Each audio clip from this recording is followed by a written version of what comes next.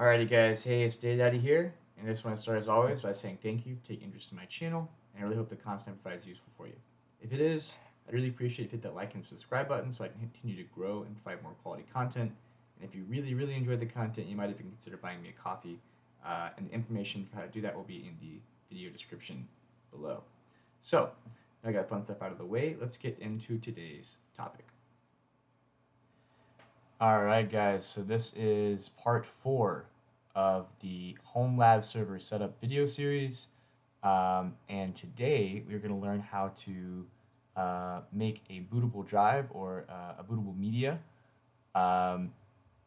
with a flash drive so that we can load the OS on our server.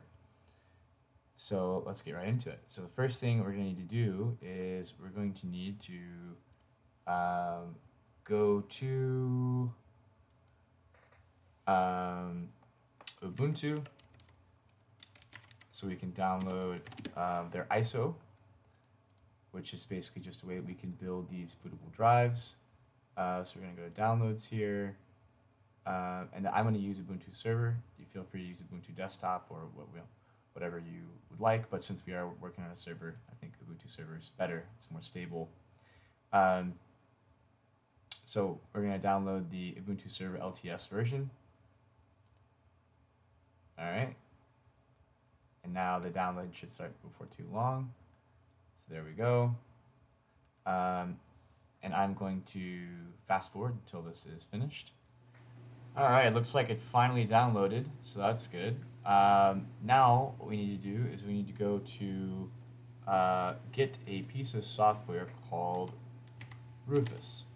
And there are other pieces of software like this, like Etcher and others, but Rufus is open source, and it's free, and it works fairly well. So that's the one I recommend. Okay, cool. So we're going to come down here, and then we're going to hit this download. And then again, we're going to wait, but thank God this is a small file. So I've already got both of these on my machine, somewhere, anyway. Actually, I think I deleted the Ubuntu one. So anyway, we're going to move that just to the screen for now, and we're also going to move the executable here as well. Oh, yeah, I do have it somewhere, I guess, in my downloads. Anyway, so what we're going to do is we're going to use this file to create a bootable drive. So at this point, we need to take our drive, our flash drive, and plug it in. So plug it in any USB port. Just make sure.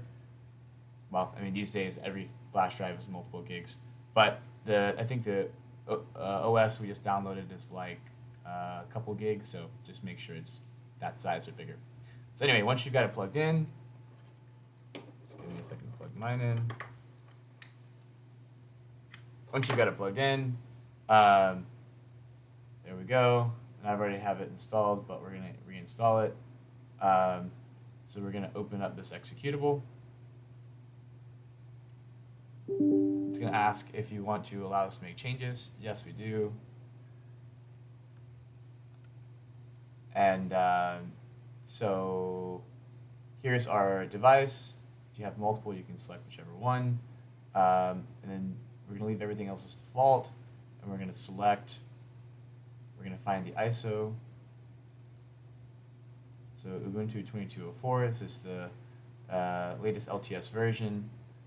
And then we're going to leave everything else as default. And we're going to start. It says, hey, you have this as a hybrid image. It means it can be written either basically as an ISO, a file copy, or a DD. And for us, we're just going to leave it as ISO. This is going to be fine.